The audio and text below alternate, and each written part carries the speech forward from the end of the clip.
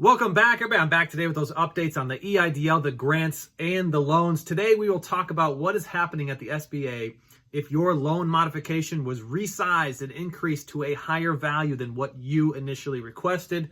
And we will discuss that big flag, the unverifiable information, give you advice on how to get yourself unstuck if you've been denied for unverifiable information. So share this video with everybody you know inside the EIDL program, whether you're in the grant program or the loan program. There's some great new information on this video, so let's get you guys all caught up.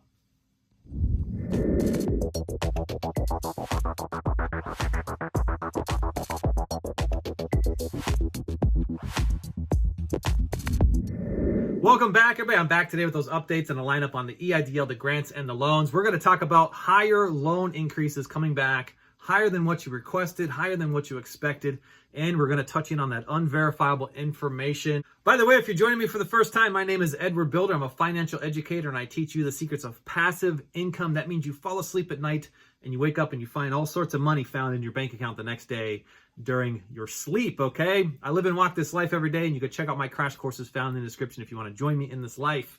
First, I want to point out something with the loan modifications. Phone calls are happening less often, okay? You're actually finding yourselves being approved without now seeing the phone call coming from the SBA. And this is happening if all of your information is found at the SBA. Many of you have been following my videos and have been getting ahead of the game here a bit, taking the necessary steps to send in the information to the SBA so that you don't have to wait and expect a phone call. This is your driver's license, copy front and back, the voided check, your 18s and 19s, 4506T transcripts, the board resolution if you are an entity, form 2202, and a copy of your hazard insurance. Remember, if you're an Uber or Lyft driver, or if you have a home-based business, renter's insurance or homeowner's insurance is your hazard insurance. Send all that information in PDF form to COVID EIDL increase requests with an S at the end at sba.gov and get yourselves the speed without the phone call, without all the hangups slowing you down. Get yourselves approved swiftly for these loan modifications or these loan increase requests, all right? There is a fly in my studio, and it is driving me nuts. Every now and then it will go by the camera, so say hello to it, okay? I'm going to shift over now to unverifiable information because this is a big denial that drives so many nuts. You call disaster customer service, and they cannot tell you exactly what is going on with unverifiable information, but to go through PDC reconsideration.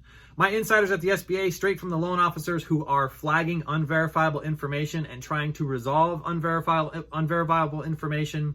This is related to the ID check. If you recall, you had an ID check step inside your portal where a little window showed up and then flagged you with an error, basically stating that it did not work, but it also gave you some clarity that don't worry, we will still process your loan modification forward and everything will still flow as accordingly, okay?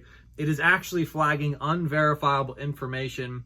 The ID check was a series of questions. So if you can recall back, if you had the questions asked, what street were you born on? You know, name some of your bank accounts if they're in this list of choices, or you know, what is a value of a loan out there that you have for a mortgage or a car payment, so on and so forth. Those are the verifying questions. If that did not happen, you should have received a phone call from the SBA, so be on the alert for a phone call that could be coming from the SBA. They are calling to get a copy of your front and back of your driver's license and then verify some of these questions with you. They will go over the questions with you on the phone to verify your identity to process you forward in this process. Now, if you did not receive the phone call, or you possibly might have missed the phone call, you may have timed out and now you are seeing unverifiable information. Simply make sure you send in a copy of your driver's license front and back if you did not have this step found inside your portal through your loan modification process. Otherwise, you will have to go through the daunting task of going through reconsideration, which delays your loan process even longer. And we don't want that to happen here on this channel. We want speed, speed, speed. I hope that helps everybody. Okay, let's shift over to loans moving up to the maximum amounts. This means you requested a value, but you were approved for a much higher value, and you're scratching your head asking why this happened. Now, you can call into the customer service line, ask them the question why this happened, and they can tell you that they can adjust this, but it does come with added time and added delays. You need to ask yourself if this is really something you want adjusted down, because Clearly, the $25,000 threshold is a big one, and the $200,000 threshold is a big one. That's when the personal security comes in at $200,000, and $25,000 is where collateral comes in, where you need hazard insurance. Now, I did break down the new process that is coming from the SBA. If you recall, it starts with you. You go to a loan officer, you go to an underwriter. There's some back and forth between you. You might get requested more documentation. And then there comes this point in time where it hits obligation. That's when all of your information is reviewed for the final moment. They make sure your hazard insurance is submitted, and if you're an entity, that the board resolution is also submitted. Now, the very next step, the underwriters are being told to increase the loan modification all the way up to the max. So when they review your information and they go through the process of determining how much you actually qualify for based on your taxes, you may have only requested an increase of $100,000. However, that underwriter says this person is actually approved for $300,000, all right? Big differences, okay? And some of you are seeing these big differences.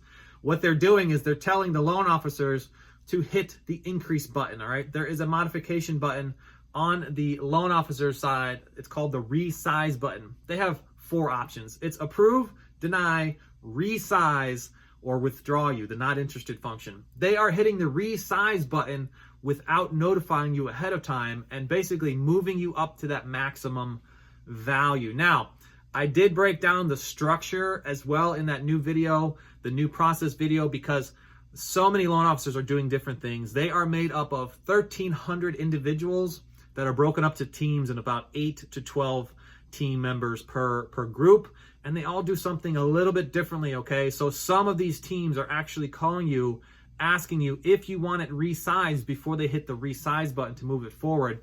But again, it does add that delay in time and that delay in getting this thing processed. So a lot of the team members are just hitting the resize button, taking you up to the maximum, and then you're being surprised on your side when you see a much higher value come through. Maybe you said you only wanted $199,000 to avoid going over that $200,000, and they resized you to $201,000, and now you're finding yourself having the personal guarantee.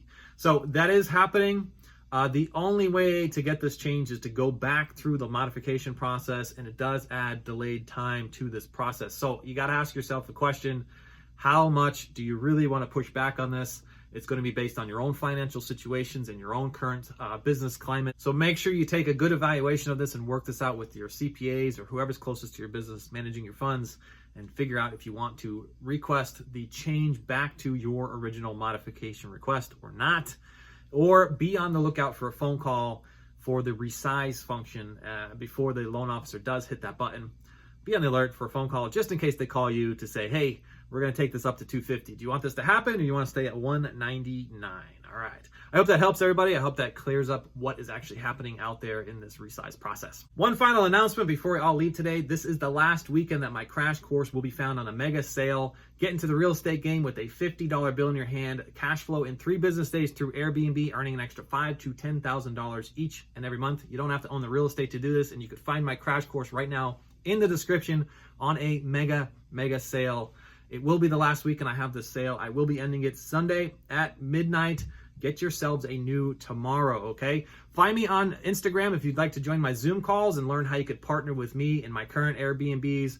Find me Tuesdays, Wednesdays, and Thursdays at 7 p.m. Eastern Standard Time or 8 p.m. Eastern Standard Time if you'd like to get part of that list and join my Zoom calls. That's going to do it for today, folks. I wish you all the best, and I will catch you all on the next one. Bye for now.